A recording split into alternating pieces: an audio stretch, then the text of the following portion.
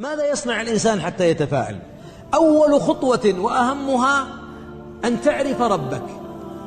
وترى كثير من الأحزان اللي عصفت بقلوب بعض الناس اليوم، مستشفيات الطب النفسي المواعيد ب6 أشهر. الطبيب النفسي المتميز تحتاج تأخذ منه موعد في السنة مرة واحدة تقابله 10 دقائق.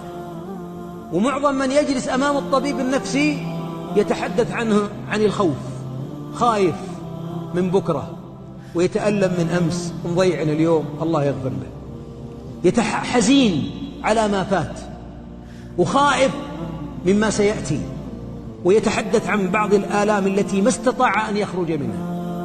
الأسر الذي وضعه الشيطان على قلوب البعض يفكر في الانتحار.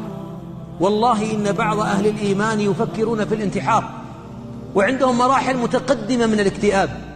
الشيطان قدم اقتراح على بعض الناس فقال له: ما في فائدة، ضع لحياتك حدا.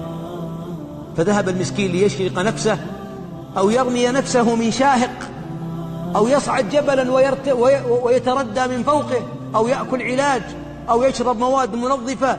أين الإيمان؟ أين الإيمان يا مؤمن؟ يا أخي اعرف الله. موقف الانتحار أو الاكتئاب الشديد هو موقف يقف الشيطان أمامك حائلا من أن ترى أنوارا من ربك تأتي إلى قلبك لتضيء بقع الظلام في صدرك.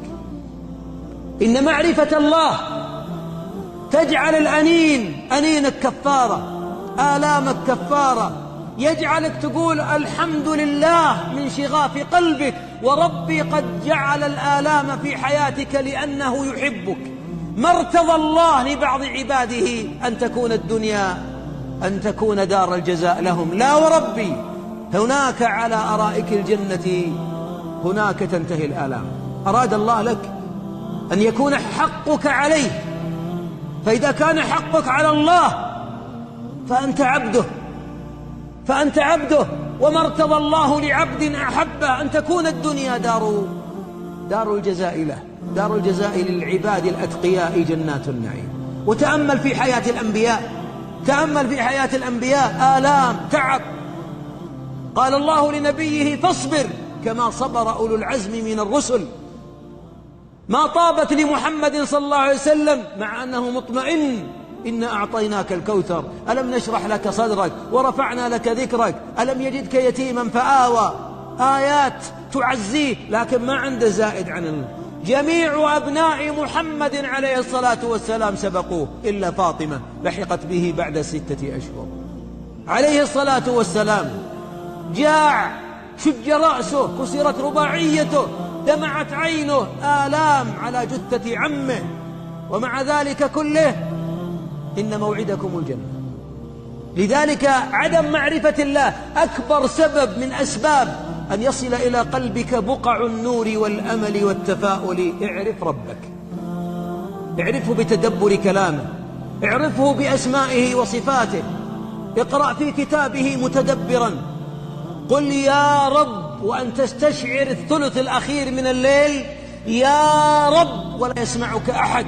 والله إن السميع البصير يسمعك. فقد سمع خولة بنت ثعلبة وهي تجادل رسول الله، وعائشة رضي الله عنها بجواره ما سمعت. قد سمع الله قول التي تجادلك في زوجها وتشتكي إلى الله. ارفع شكايتك إلى الله، ولا يأتين الشيطان ليسكب الظلام في قلبك. اعرف الله.